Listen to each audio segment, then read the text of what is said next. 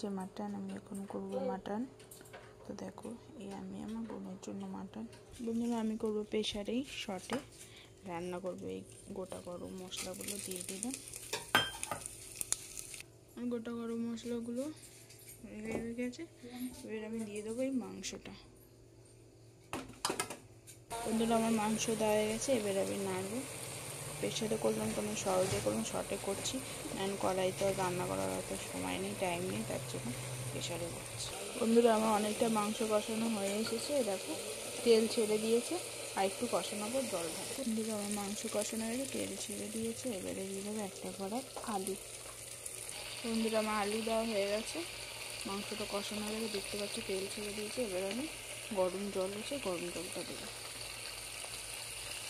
বন্ধুরা এই গরম জল দেওয়া হয়ে গেছে, এবার প্রেশার দিয়ে ঢাকা দিয়ে দেবো। বন্ধুরা দেখি এবার আমার মাংস হয়ে গেছে কিনা, প্রেশার কুকারটা খুলি।